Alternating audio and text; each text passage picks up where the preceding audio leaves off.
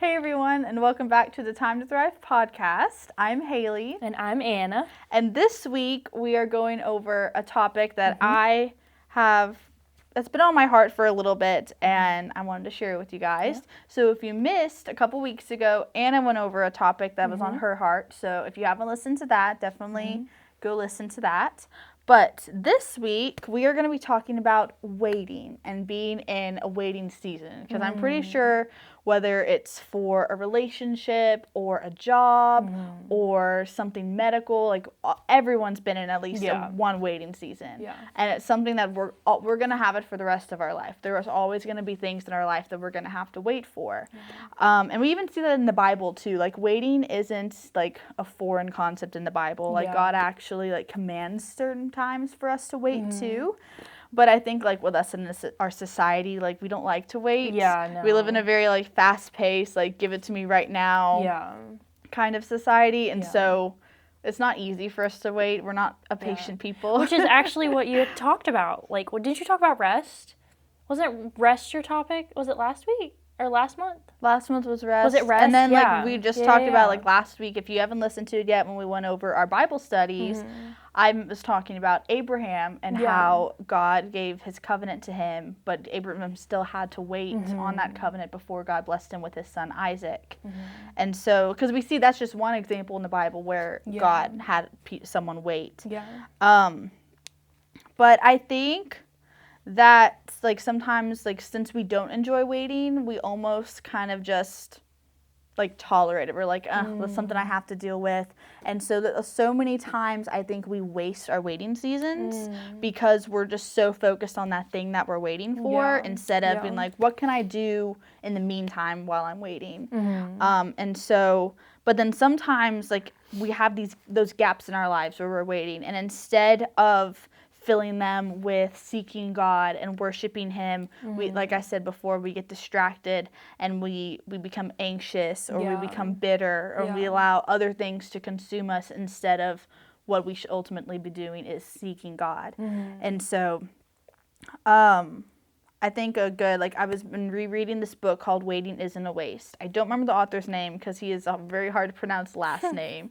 His first name's Mark, and I think his last name starts with a V, so definitely go look it up. It's really, really good. But in it, he says, waiting on God is actively living out what we know is true about God when we don't know what is true about our lives. That's good. And that was a theme that he repeated a lot in the book. And so, like I said before, like waiting is commanded in the Bible. I think of the one verse where I think it's 1 Samuel or 2 Samuel, wait on the Lord to renew your strength. And then there's even another verse like in Psalm 40. So there's so many instances in Psalms where David says, I will wait on the Lord, or God commands him to wait. And so in Psalms 41, it says, I waited patiently for the Lord. But what's actually interesting about that verse is in Hebrew, there is no word for patient or patiently. But they have a word, Kavah, which means to wait. And so that verse, Psalms 40, verse 1, in Hebrew, the word Kavah is repeated twice. So it says, I waited patiently. And so it really translated into, instead of patiently, it says, I waited and waited on the Lord. So it didn't give like an end. It just like shows like how much he waited on the Lord, which I thought it was really interesting. Because sometimes I think we can take that verse and be like, oh, like it's hard to wait. Like he waited so patiently. Like why can't I wait so patiently like David?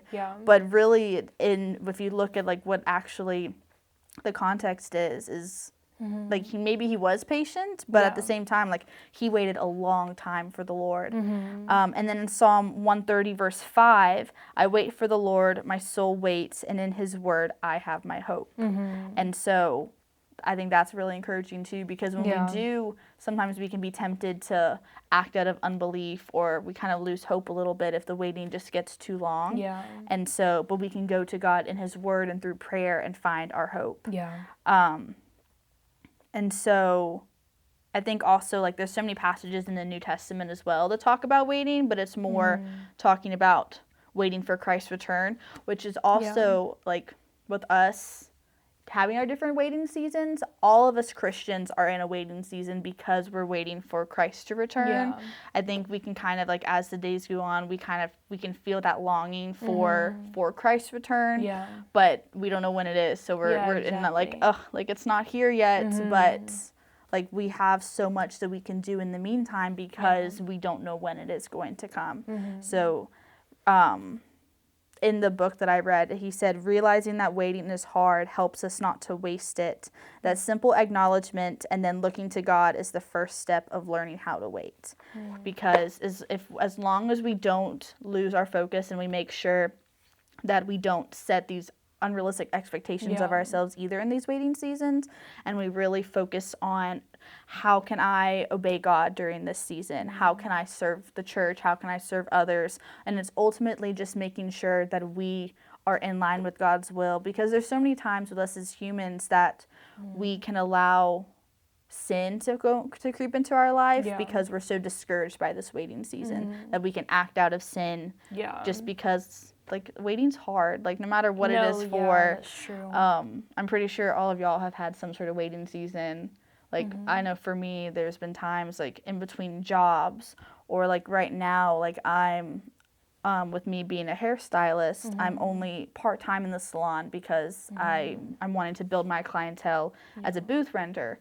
But it's hard to just like go straight into the business as a full-time hairstylist. So you're waiting. Like it's slow and steady, but you're still waiting, and it's something that it can be discouraging sometimes, and even just something as like simple as a job. But I know there's other instances of people waiting on test results, or being like, I don't even know if there's some things. Yeah, or like children. Having children, because like my parents, I keep touching my microphone, sorry. I know my parents, like they battled infertility for years before they had my brother and I. And like I even know people personally who have been dealing with that as well. And like my younger siblings are adopted, and it took us almost 5 years to be able to adopt them. So that was another waiting period. But I think it's important that instead of focusing on the uncertainties in those waiting seasons, it's really important to meditate on the scripture and see what we know is true about God. Because even though if our lives seem uncertain, we know for a fact that like God is true, God is certain, everything that he says in his word is true. And so we can have hope in that, knowing that when God says he's going to take care of us and he's going to provide for us, we know that that's actually going to come true. And which I think is encouraging. And so I think as long as we keep setting our focus on him, like of course we're going to go through these hard times and we're going to be in these waiting seasons. And sometimes we are going to have some bad days where we're just going to be like, oh God, like I just really, I'm really tired of waiting in this, and you're just going to be so focused on that. But like the waiting seasons are going to end, like even if it is like not soon. Like I know like there's been prayers that I'm still praying on that like haven't been answered in years, but it's still important to keep praying for them and keep trusting in them, because God has a plan that's higher than us. Yeah, no, that's good. Something that I was thinking of is when we are in a waiting season, whatever that might be, I feel like we forget about our roles that we have in our lives, and we kind of put them like on the back burner. So whether that's, I don't know, like whether that's you're a mom or you're a young adult like us, or even a child in high school, you know, we forget our roles as like the things that, who we are, what we're supposed to be doing. And when we're so focused on the waiting and how God's not showing up in this area, all the other things that we're supposed to be showing up at and doing a good job at and being like bringing God into our lives, I feel like we always tend to put that on the back burner. I don't know. Like I think we get too caught up on what we're looking forward to, and we almost covet that, and then we miss out on so many moments here in the present. That then if you look back on your life, you're like, man, like I wish I wouldn't have been focused on that then. I wish I would have been focused on God or this other thing that's happened in my life. Yeah, no, for sure. That is really good. I didn't think about that. Yeah, that is good. I know for me, like especially I think for people people like me who have lots of goals, lots of ambitions. There's so much I want to accomplish in life that when you're in that little like gap of life where you're not able to accomplish it, all you can think about is like, oh, I can't wait for the day that I can do that. But yet there's so much that we can do in this moment, even if it doesn't seem big.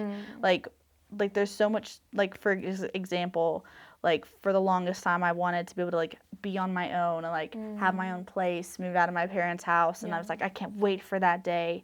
And now I'm living with my brother now, but like as I like moved in and everything, I realized I was like, I love it now, and I still love to live with my parents, but I was like, I feel like I lost sight of like what I had there in the moment. True. You know, like I wasn't truly like living in the present there for a little bit. And so like I'm still grateful for both situations, but I think sometimes we get too caught up in what we're looking forward to, and then it really shows us like maybe I wasn't like, that wasn't what I thought was going to solve my problems, or that wasn't going to bring me the satisfaction I thought it was going to. That's true. That's like when I had like lost my job. I think it was for like a month or a month and a half.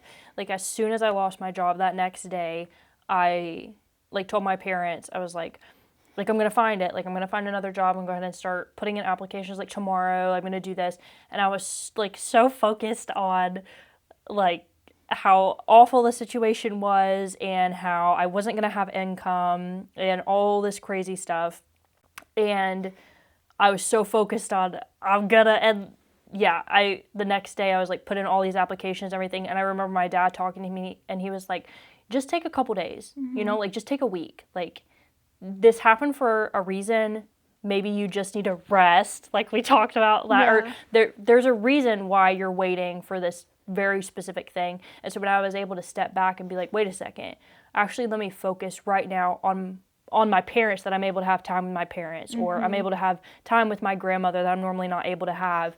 And so I like was able to go to classes with my mom, like go to yoga and like talk with her more and sit down with her and gain insight with my parents, and something that I would have never been able to do at all if I was at my job. And so when I slowed down, I was able to be like, wow, like there was a purpose in that waiting, and I think it was definitely to grow closer with my family for sure. But I wouldn't have realized that at all if my dad didn't say, hey, you need to step back, realize this is a waiting season, and don't miss the present right now. That's good. I think one thing too, it's a little cliche, I think especially for like us young women, about being like, oh, like I want that boyfriend, or I want that husband, I want to be married. And I definitely, like when I was younger, I used to be that way. Like that's like that was my dream in life. I wanted to be a wife and a mom, and it is still something that I aspire to be one day.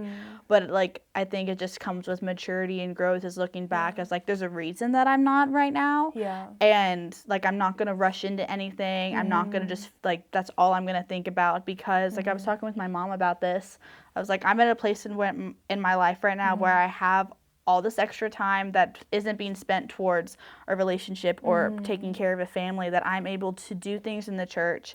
I'm able to have all this extra time to really just like spend with God. Like there's nights I'll be home by myself not doing anything, but I'm able, like I'll read my Bible for like an extra hour one day, because I'm like there's nothing else for me to do, so I have this time where I can really like spend it on what matters. And I was telling my mom, I was like, I want to take advantage of that as much as I can right now, because like in 5-10 years, like it may not look like that. I might be lucky to get like half an hour of quiet time. And so definitely I think being able to look back on your life, or even like not even like super far in the past, but being able to look on your life and recognize where God has been faithful and be grateful for that, I think will help us.